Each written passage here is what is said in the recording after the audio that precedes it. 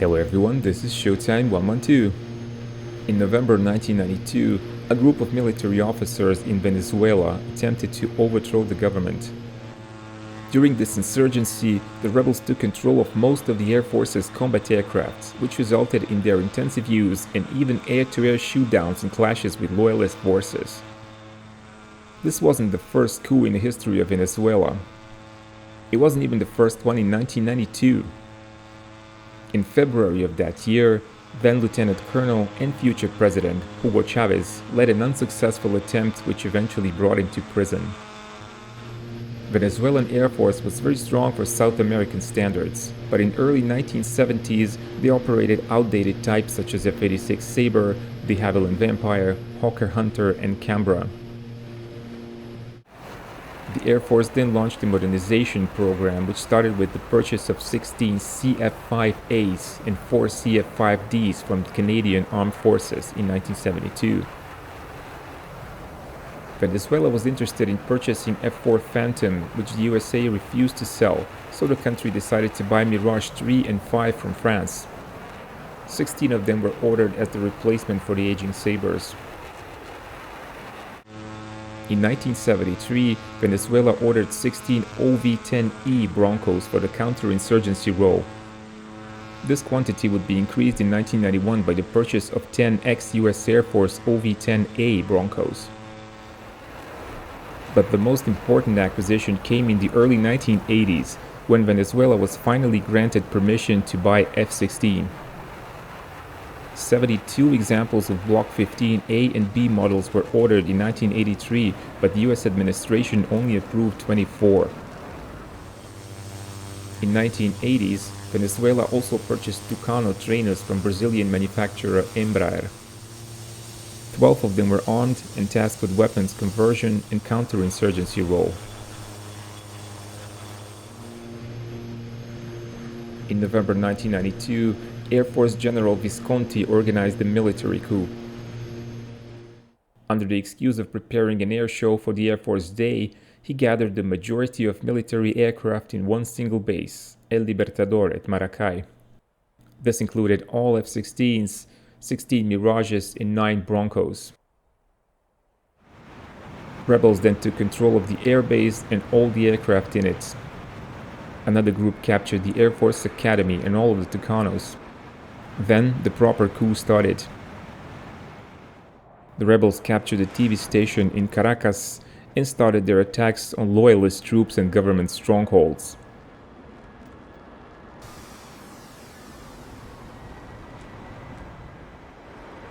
Two rebel Mirages attacked army barracks in Fuerte Tiuna, but without much effect.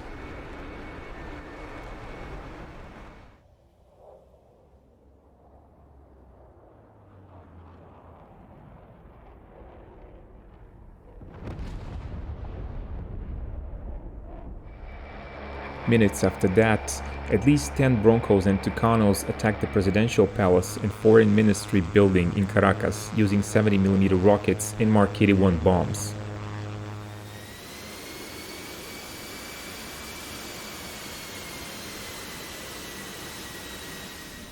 But one very important event took place at El Libertador Air Base.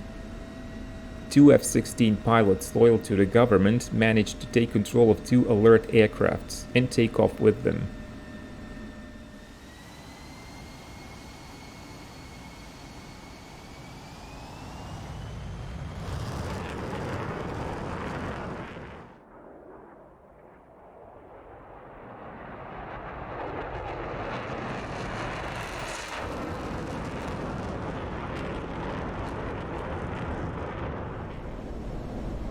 They landed at Barquisimeto, an airbase under government control.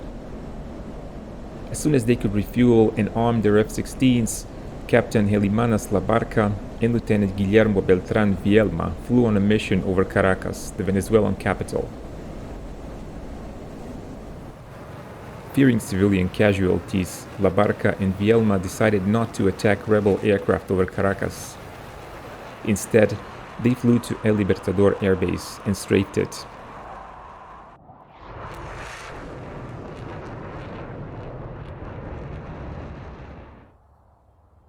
At the same time, one of the rebel OV-10 Broncos was shot down by ground fire over Caracas. The crew ejected and was captured.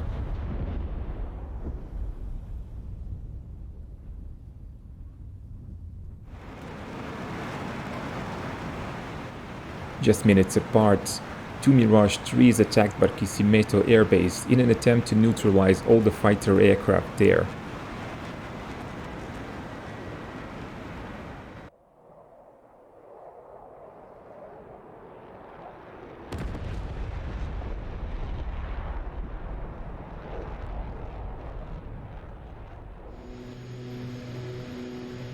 They were followed by Broncos.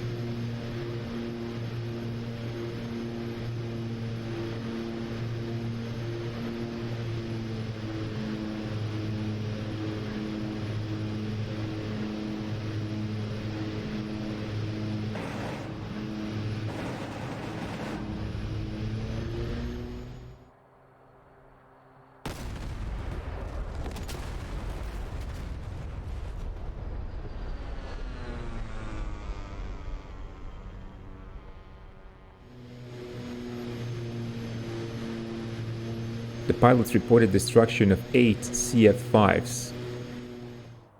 It seems that between 3 and 5 were destroyed, with some more damaged.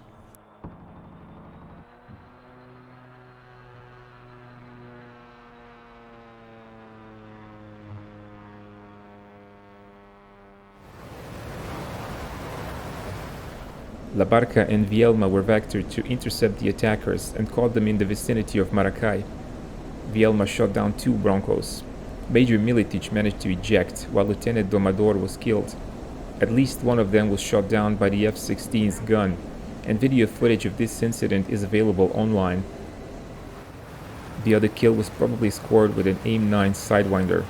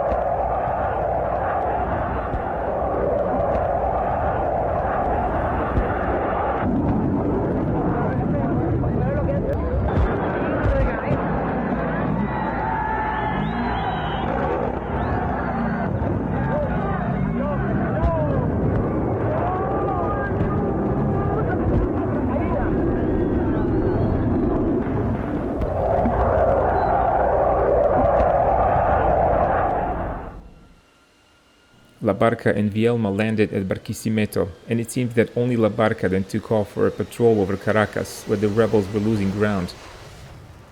Government forces were also moving towards El Libertador air base, still under control by Visconti's rebels. In a last-ditch attempt, they again launched their aircraft against the approaching army columns in the presidential palace in Caracas. Captain La Barca attempted to engage several rebel aircraft over the nation's capital. He had to be careful while attacking these slow and maneuverable aircraft over the city surrounded by high hills. His first few attempts were not successful.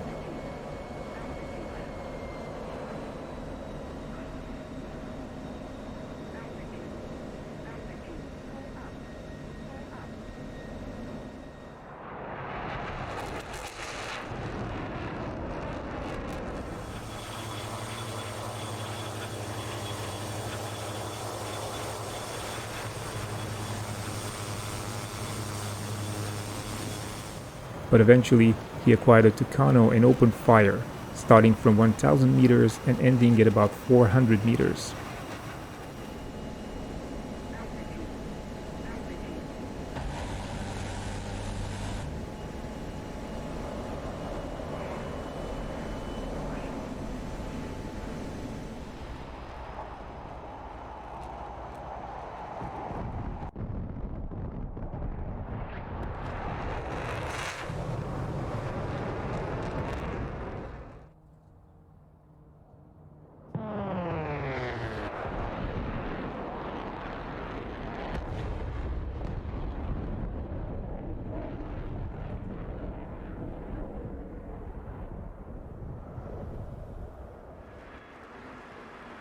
A mirage then appeared, and La Barca chased him low over Caracas.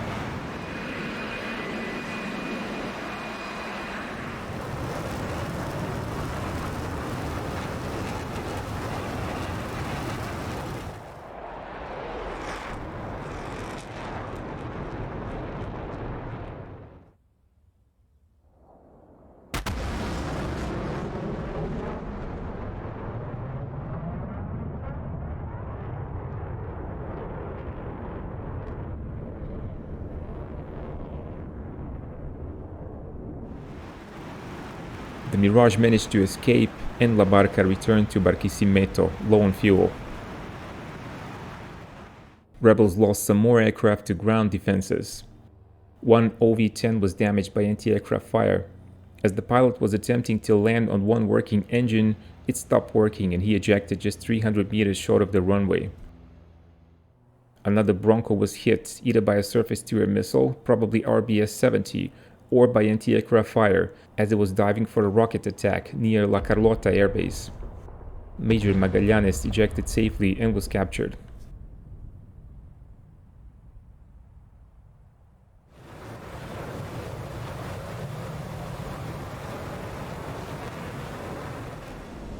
As the F-16s established air superiority, rebel leadership realized that the coup had failed, so they escaped to Peru and the mutiny was neutralized. Hugo Chavez was set free from prison in 1994 and he was eventually elected president. In this reenactment, we use some assets which don't necessarily match those used historically. Venezuelan F-16s were A models, while in DCS we only have Block 50 C model. Super Tucanos were used instead of ordinary Tucanos, and only the OV-10A Bronco is available. Of course, we don't have a proper South American map, so we approximated with Caucasus. Press the like button if you liked the video and leave a comment. Join our Discord server, become a Patreon supporter to watch videos without ads, and keep watching Showtime 112.